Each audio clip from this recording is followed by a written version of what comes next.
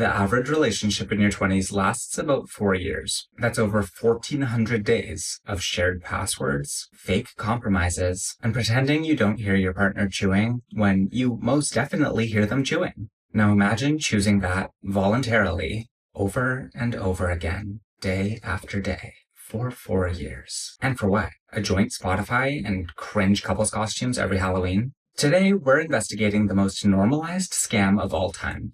Relationships. This isn't going to be a sob story about how you're the victim in a tragic relationship that isn't going the way you thought it would. This is an escape plan. Welcome to your final breakup.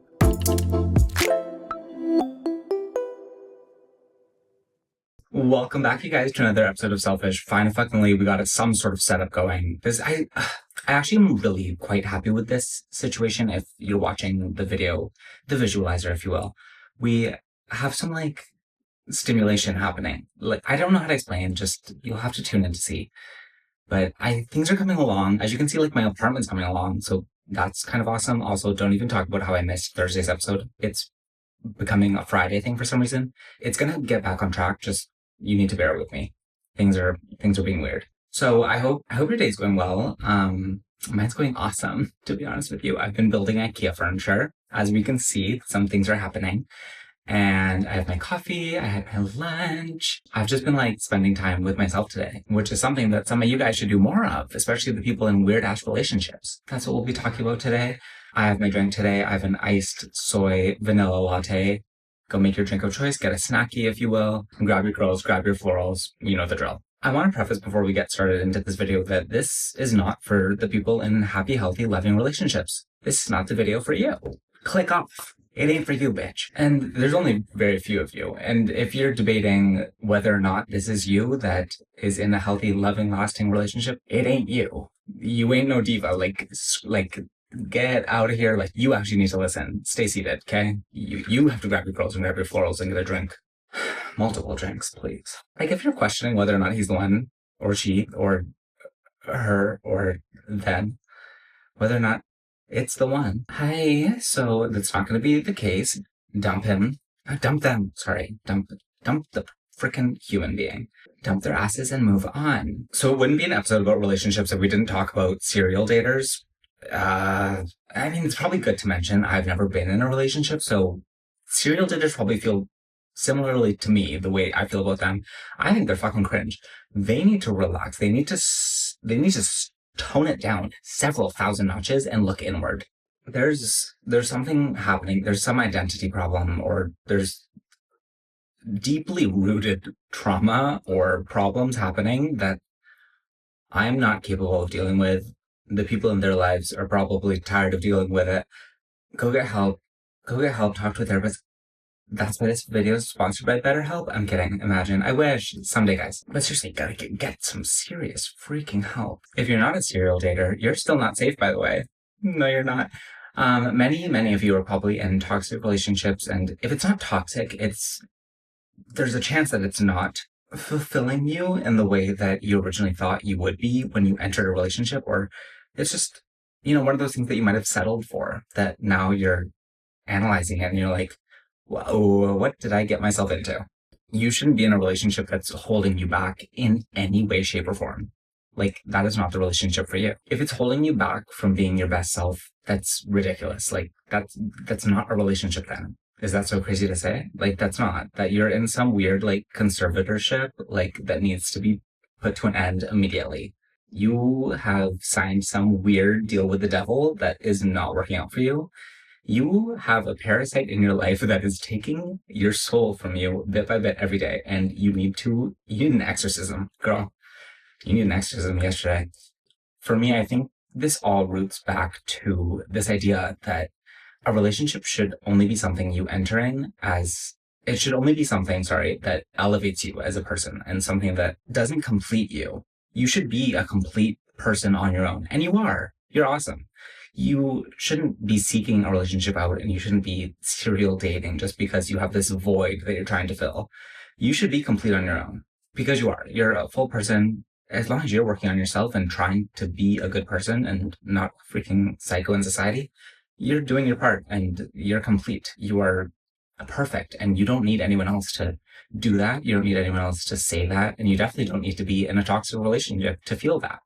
And I think that's what it is, where a lot of people are getting into relationship after relationship because there's something that they feel is missing.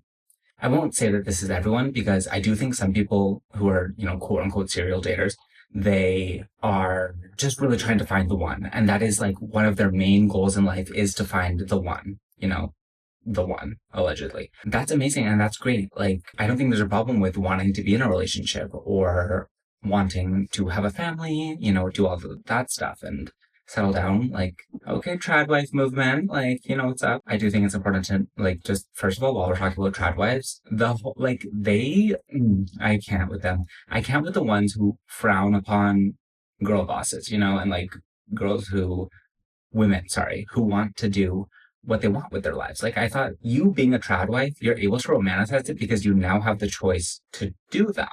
Right? Like, so I don't think we should frown upon anyone, especially when, the lifestyle they're living is not inherently harmful to anyone else. I think, like, I thought we're celebrating the fact that you can pursue the life that you want to. So that's my thoughts on trad wives. I think it's like, great. Girl, if you want to live that lifestyle, amazing. The fact that you're able to romanticize it, though, is the fact that this is something you're able to pursue and not something that you're being forced into. Some of these influencers need to stop immediately. Some are great, but there are some people I've seen on the internet posting some things where I'm like, you have been lobotomized. Something's gone wrong. Also, like, before we continue, sorry, apparently I got like an email, maybe it's a scam. I don't think it's a scam. Like, I don't know. Someone was like showing me the analytics of my podcast and it's like popping off in Croatia or something. I don't know. Something weird's happening. Guys, in Germany or something? I don't know. Guys, if you're listening from Europe, hello, I'm half German, so welcome to the freaking show. Maybe the algorithm knows what's going on with me. They know I'm a halfie and they're trying to send me over. That sounds really crazy. They're trying to, distribute my podcast there. I'm gonna move on with what I'm talking about, because I think it's great. If you like a relationship, what you want, oh my gosh, please pursue it, guys, like safely and amazingly. But if that's not necessarily what you're completely after, and that's not your motives aren't that you really just want to settle down and you want a family and that's your like main goal. If you have other goals and ambitions that you would prefer to be doing currently in your life, you know what I'm saying? If currently you want to prioritize your career or other avenues of life, even just pursue yourself. I don't know. Why are we serial dating? Why are we doing that? Why are we searching for something that you can find within yourself? Like, happiness is in you. Success and courage and everything that you need, love, is in you. You don't need to be in a mediocre relationship to find that.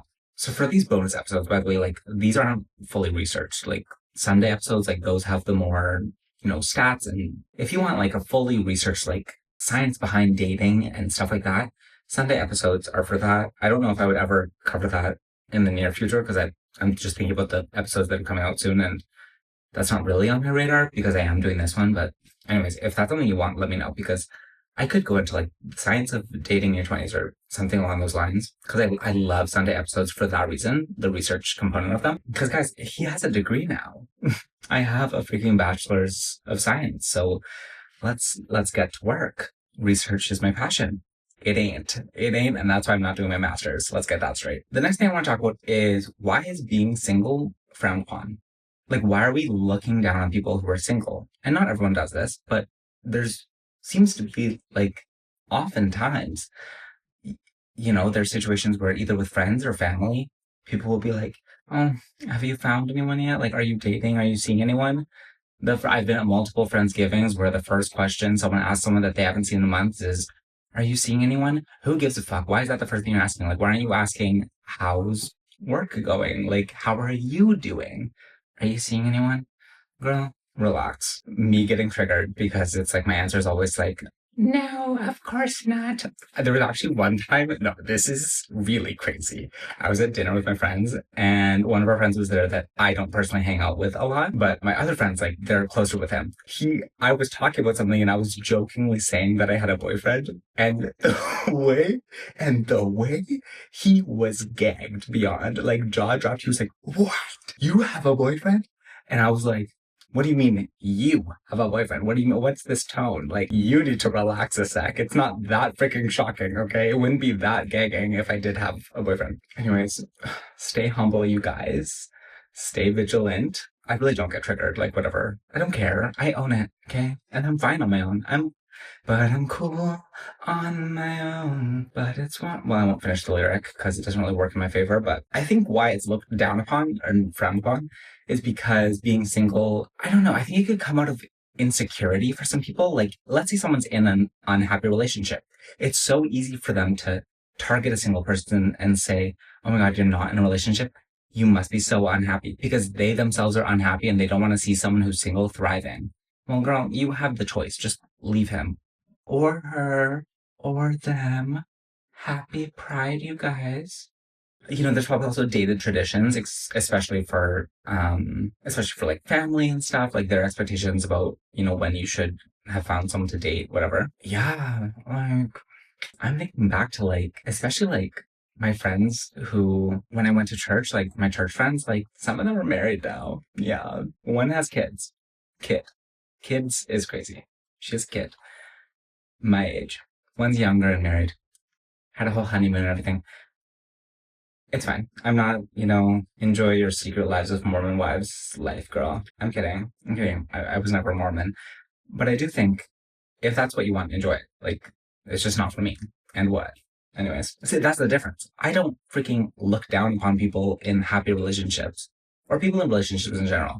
Like, okay, like, I hope it's happy and loving and amazing. But if it's not, I think it's cringe and you should leave because you have the choice to leave.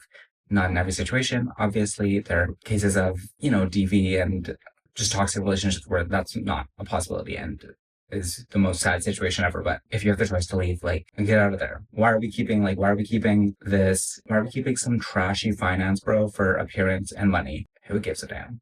Take it. Bring back thievery. Take it from him. Take it from him and dump him and move on. Okay? I mean, I still want a relationship someday.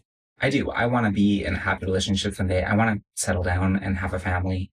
But in the meantime, I'm not going to settle. And I think that's an important thing to note is that people seem to be settling and there's no reason to, really. Because what's the point? It's not going to be worth it when you're looking back on your life and you're really unhappy because you made this choice when you could have taken a way different path in life, but you just wanted to settle because it felt safe and secure and felt like the right thing to do based on societal standards, based on pressures from family and friends. Well, you can make your own decision for yourself and choose your happiness. Like, what's that say about your worth if you settle for less? You are no better than the life you settled for.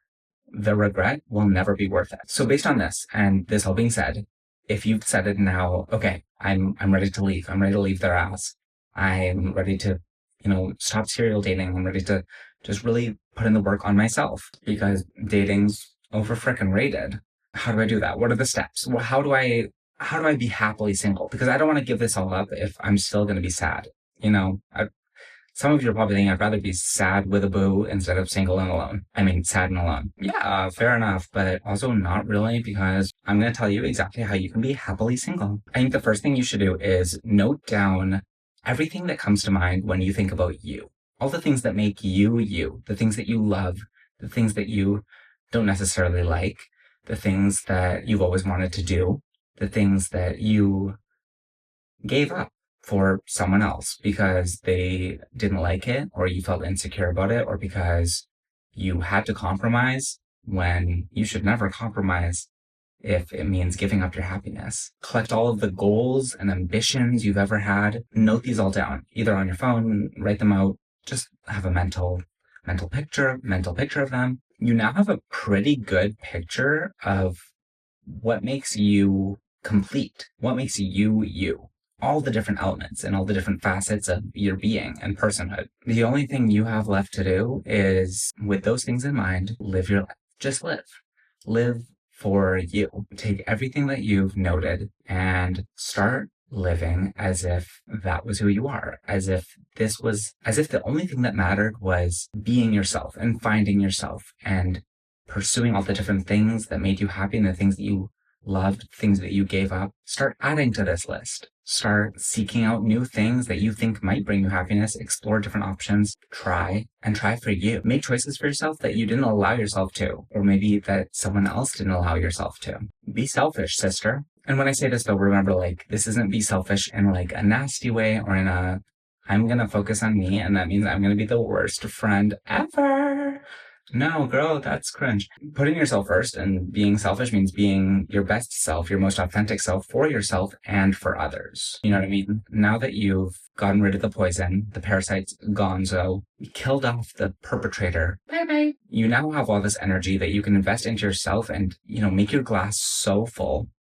You're going to be so happy and so fulfilled in life that you're going to have so much extra energy that you can invest into the really meaningful relationships you have in your life, platonic relationships in your life, and your friendships and your passions. Living your best life is going to give you so much more happiness and success and fulfillment, everything that you couldn't possibly have whilst in a toxic relationship. Remember, you're complete on your own. You don't need anyone else to make you complete. Thanks for listening to this episode of Selfish, you guys. Go do something nice for yourself. And maybe that nice thing is breaking up with your man-child boyfriend. I don't know who said that. I love you so much. Thanks for listening. I'll see you in the next episode. Bye-bye.